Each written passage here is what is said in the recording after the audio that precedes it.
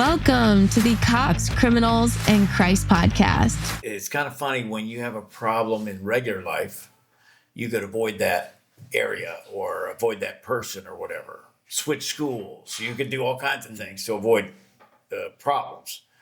But when you're incarcerated, you can't go nowhere, right? No. You can't. There ain't no running. No, you deal with whatever the disposition is every day. You face it. You wake up to it. You go to bed to it. And leaving situations, problems, or anything unaddressed leaves it lingering like cancer. So you have to put a close to a lot of, issues. And it could be as simple as, man, that dude looking at me wrong. Yeah. And I don't know, it could be something in my head. Yeah. Or is it anything to it? Yeah. So, I mean, leaving things unaddressed is not a good thing when you're incarcerated. Yeah. Because you're dealing with people you're dealing with basically 1,500 to 2,000 different personalities that you encounter every day when you're in a real institution. Right. And as you travel, the thing today that saves a lot of guys that are incarcerated is lockdowns. Sometimes you're on 23 hours a day lockdown. Now, when you get to a facility where you have a job and it starts at 7:30 in the morning till 3:30 in the afternoon, then you come in and you're locked down for a 4 o'clock count, and then you come out for recreation to certain hours of the day. They might go up until 8 o'clock at night. Okay. But that's at a maintaining institution. But when you're pending and you're in a situation to where you're in local facilities, jails, etc., holding pens, and different facilities like that, you're locked down. But different things fester. Yes. They fester because somebody's eating good and somebody's not. Mm. You know what I mean? And the ones that's not, the have-nots want to have. And it's a mentality. It's a mentality. And it's survive or lose out. That's how they look at it. So let me ask you, first of all, let's go back. Who are you? Where'd you grow up? That kind of stuff. Well, my name is William A. Cobb. I grew up in Fairmont Heights, Maryland. I grew up on the borderline of D.C. in the northeast side. Mm-hmm. And I came up in the era of the 60s to where D.C. and Maryland had differences somewhat because it was rural Maryland against project-infested D.C. Mm-hmm. So it was always a challenge of who's the best. You know what I mean? And I come up in a time to where I dealt with proving who we were on my side as opposed to, it was a challenge. It was a personal challenge. Sure. We would fight every day. Yeah. You know what I mean? Because D.C. had the swimming pools. Maryland didn't.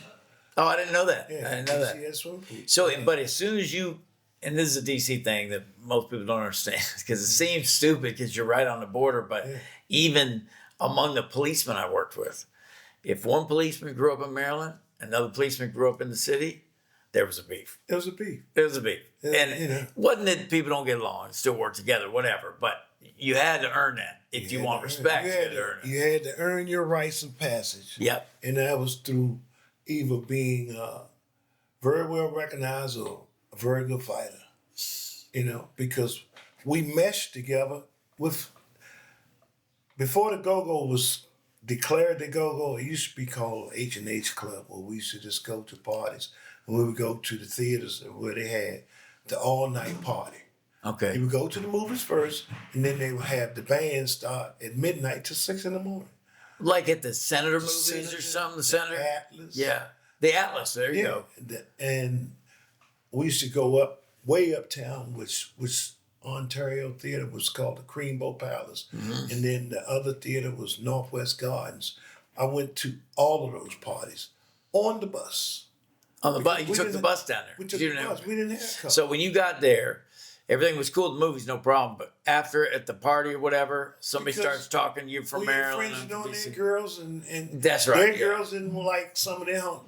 Everybody wanted the outside. Sure. Everybody wanted the outside. So it's a conflict of interest. So you got to fight. And I'm in their territory, and when you travel in small numbers, a lot of times you lose. Did you lose a few fights? Oh, I ran out a lot of them. Really? A good run is better than a bad stand. You know what I mean? Wait. Let's get that rule of life. A good run is better than a bad stand. That's right. You live to see another day. You know, but you can't win them all. Okay, so let's go. You grew up in DC, and when's the first time you got incarcerated? I got incarcerated for the first time in 1982. What was the charge?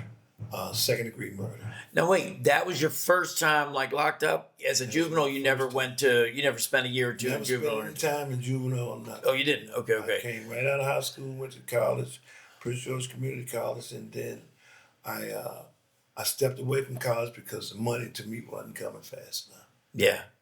And I delved into some areas that I should not have, but you know, I wanted instant gratification. Right. Didn't have the patience at that time to wait. And so you did a robbery or something. Is that what ended up? No. You were pulling robberies or no? Well, yeah, initially. Right. Initially, yeah. You know, you do side robberies, you know, but subsequently I got into a situation to where it was a conflict of interest, and I ended up taking a life, you know, and, you know, the results of that put me incarcerated for 20 years for the first time in my life at the age of, Yeah, how old were you? I think I was 22 and a half at the time, 23 maybe. Yeah. Yeah. And where'd you do your time? It was I Jessup? did my time in the Maryland system. I started out in Baltimore, from Baltimore Penitentiary to Hagerstown, then Jessup, then home.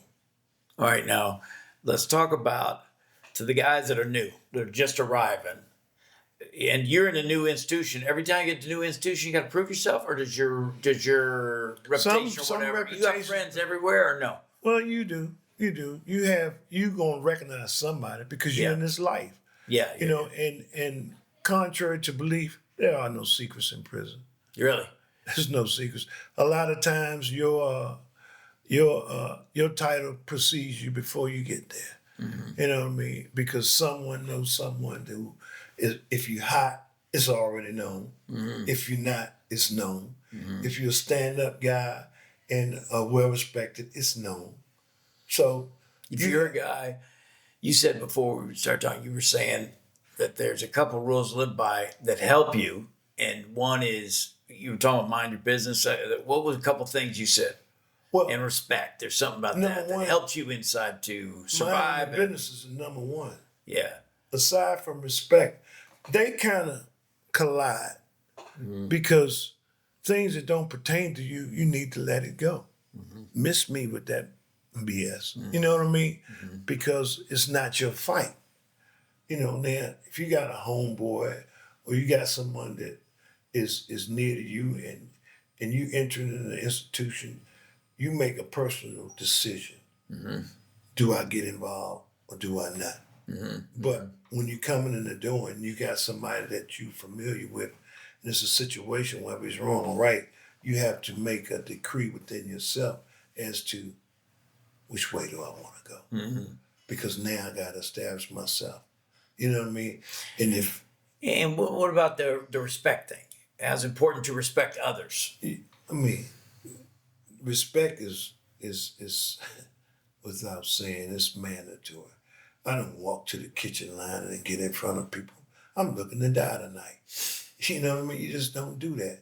You know what I mean? You wait your turn and you know, you be about who you are to establish your character and your credentials. You know what I mean? So people know And you're so people know. you're not trying to. It's like when you were going to those parties, you could talk trash all you wanted about Surf Court or whatever, which are part of DC, Yeah. and then roll out because you're not living with those guys. Yeah. Now you're living with them. Yeah. Different job. Huh? Different You've got job. to have respect for them. You gotta have respect.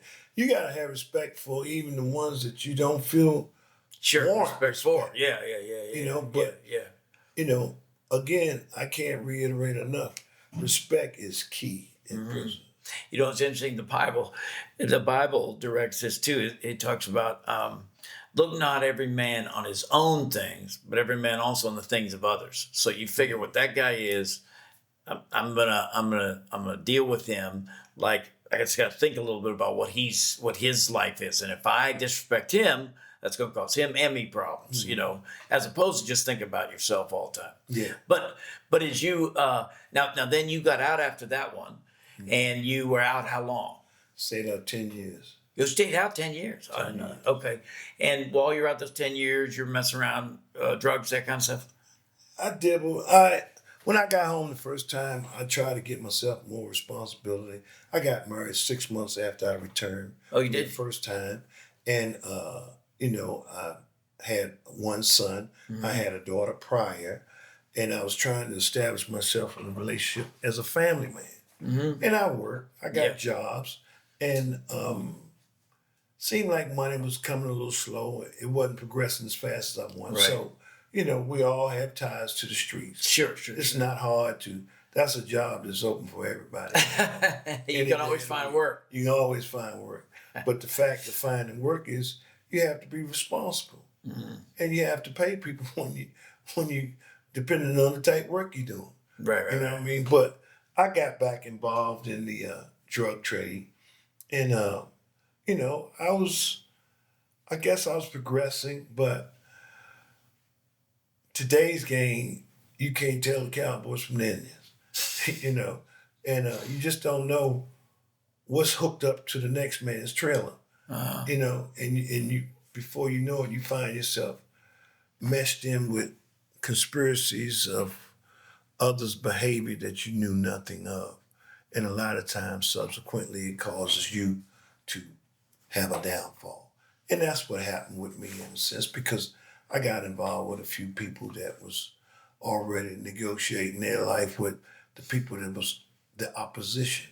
And when I say opposition, I'm referring to the police, the federalists, you know, the DEA, all the alphabet boys. I don't care how you want to classify. Right. And I got depicted the head of a cocaine conspiracy. And, you know, it caused me to lose my family, my business, home, you know, all types of things, valuables. And I went in for a 210-month sentence, which subsequently equals out to 17 and a half years on a federal case. On federal case. On a federal And where did you go in the federal system? In the federal system, I initially started out Oklahoma for processing. Then I landed in Beckley, West Virginia. And from Beckley, West Virginia, I transferred to Atlanta, then transferred from Atlanta to Ashland, Kentucky, and then from Ashland, Kentucky to Petersburg, Virginia, where I concluded my sentence. You know, so in 15 years, those were my travels. So did you have, because of the prior charge of murder, did you have a different classification? So you couldn't just go to the drug dealer prison. You had to go, got an extra classification for violence or my whatever. classification was high. Right. Because even though I had 10 years and I was about to have my parole expunged, I didn't complete it before I caught the new case. So the Maryland situation was still pending. So with that, my numbers was 18, whereas I would be placed in a medium-high federal institution. Okay. It wasn't enough to go to ADX or to Colorado or, Yeah. you know, Lewisburg or any of those, you know, places. But Beckley was a new facility that just opened, I believe, in like 96. And I got there in 99. I think it opened like 96, 99. And that was my first maintained institution because my numbers were so high and I had an outside pending situation that, you know, I had to stay there. I stayed there like 7 years before my numbers dropped. And I actually, see. Merlin Then you closed my okay, case. okay. And when they closed my case, it allowed me to transfer. So that's how I got out. And I eventually worked my way back closer to home because you have your family traveling 13 hours up the hills. It's Yeah, it's not a a lot. good feeling. Yeah, right, You know right, what I right. mean? And at that time, my wife, my son he was 11, 10, 11, 12. I stayed in West Virginia until he was like 15 or 16, because he was 9 when I left, That's when you were when I like, initially okay, left, okay. So, yeah, Let's it's, talk about this. If you had to live over again while you, let's say, perfect world, if you could, how would you have done it different when you were incarcerated in your relationship with your son or your daughter? How would you do different than you did it, today, or you did it in because we learn with age. That's yeah, all of us. I'm learning all the time how to be a better father. I'm learning all the right, time how to manage my kids' craziness. right. So what do you think? Looking back, what would you recommend to a young guy? He's got a family. He's going to be there a minute. There ain't nothing he can do about that. What can he do? What are the things you wish you would have done? Well, you can only be as hands-on as they allow you to be because sometimes in your absence, your kids realize you can't tell me what to do. You didn't do right yourself. And it's a struggle of trying to bridge a gap to whereas if you didn't have a strong relationship before you left, Yeah. you're gonna have an even weaker one while you're gone. So it's no real antidote to say what you can do, but trying to stay a part of their lives and communicate because communication is the only key.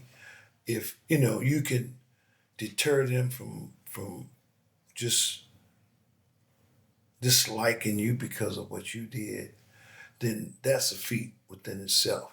Because oftentimes today, as I witness, you witness as well, a lot of these kids feel self entitled and they feel like they already established themselves without our help. So it's not a whole lot you can do. But like I say, communication is the only key. And try to understand their perspective and points of views as opposed to the rules and regulations from which we grew up. Because our parents was different. Right, right, right, It right. was a different time, it was a different era. Today, they are kind of like superseding the lessons that we learned. Right. And they taking their own paths. And they don't see it either, though. They don't have the parents you had or whatever. Because you had a good family, right? Exactly. Even though it was a single parent, my mom, my father was an alcoholic. He only came yearly to patch himself up strong enough to go back out. And my mother, like I say, different times, different terms.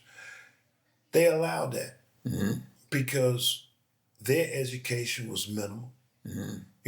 I'm 69 years old, so let's go back 70 years to when they were in their prime. Yeah, right, right. You know what I mean? Yeah, It was right. a different time. Right. So it's a whole new approach you have to have, and I don't want to dismiss education is key. Yeah, what about when you're locked up, education wise? What would you recommend to a guy? If he's gonna be there for a minute, what would you recommend for him education wise? Well, I mean, I would try to learn as many skills as you can, because skills are something they can't take away from you because that'll allow you more opportunities when you do be return. Because a lot of people spend their time. I mean, and I won't be amiss of this. I gambled every day. I studied, I read, I worked, but I gambled every day because that was my pastime. That was something I did prior. And gambling was a way of earning for me to supplement an income that I didn't want to have to force upon my supporters, Yeah, yeah, yeah. be it family, Yeah. friends, or whatever. I was a self-sustainer. You didn't want to have them pay your canteen and everything. No, Yeah. I knew how to independently earn. All right, while you're in there. Yeah, And if you when you thought about this, let's get into the mindset. Well, first of all, let me ask you this. Let's talk about faith, religion. When you were a kid, what did your mom believe, and where did she take you to church? Anything? I grew up in the church. Yeah. I grew up in the church. What kind of church? We were Pentecostal, Baptist / Pentecostal. Yeah, sure. Because you got some Sundays when they fall out in the floor, and then you got some Sundays when everybody's calm and just getting the message. Right. But I was in church up until I decided I didn't have to go. Yeah. And that was when I was a teenager, because on Sunday you going to church and right. Yeah, sure. And I respected it. I don't have no qualms about my churchly responsibilities. I've been in the Easter programs to almost singing in the choir. Yeah. But I just that at that time wasn't fully embraced like it should have been. Now I've never turned my back on what I've learned through church. And that's believing in God and having faith and knowing how to pray. But we get distracted. The devil's working all the time. He's working all the time. Yeah, so, you've even come to one time when I was preaching at church. You came and listened. Yeah. Now you know that you fell asleep during part of the sermon. Well, that's part of church for everybody, not just me. Yeah. Well, I just had to preach a little better. That's all. So look, the truth is, whether you're growing up or you're incarcerated or you're here today, the truth stays the same. And this is what your mom really wanted everybody to know. Mm-hmm. We're sinners. We had no problem with that, right? We all agree on that part. Everybody agrees with that. I ain't met anybody who doesn't say they broke God's law in some way, Two, God is holy. Right. He's holy. He's beyond us. We couldn't ever reach him on our own. What could I possibly do? Whether you're incarcerated or you're out, it don't matter. You could do, but he's holy. How would you ever earn your way back? The third thing is, rather than us go to God, God came to us. So like I say, like a mountain, like you're trying to climb a mountain your whole life, trying to get right with God. When you think about it, you're trying to get up.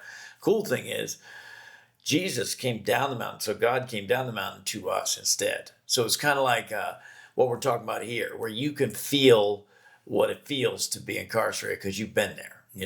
I have not. So I cannot feel what the guys feel. That's why I want to talk to you. Mm-hmm.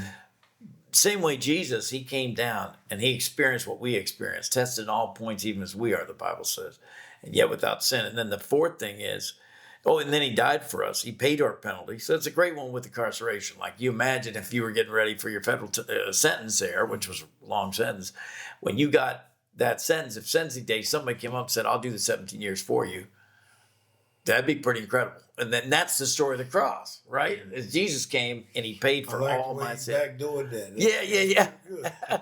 Well, if you think about it, when you're a courtroom is very good. It's like it's like he's the judge, and he takes his robe off. I heard a preacher just tell us one time, and came down to the defense table, and said, "I'll do the time. Pay the fine, go to court, go to jail, whatever."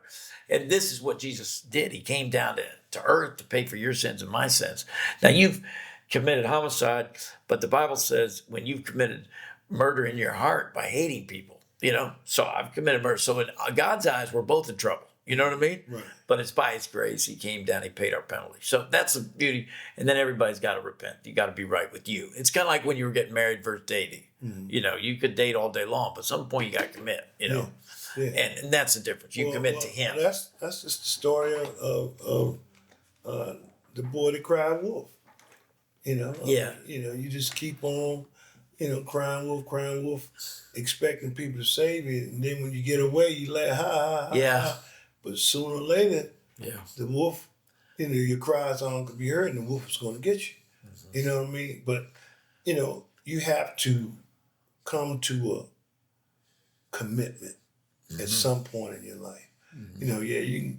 You can dodge raindrops all day. Mm-hmm. Sooner or later you're gonna get wet. Mm-hmm. You know what I mean? So, that's a decision that you have to make. That's right. It's personal. It's between you and the Lord. Whether incarcerated or out here or whatever. That's you. You got to make that decision. That's and the information is great. It's great news, but it wouldn't matter if you said, "No, I want to do my own time." Right. Well, listen, man, this has been great. I got 1,000 more questions for you. Next time we talk about bank robberies, okay? All right. Okay. All right, man.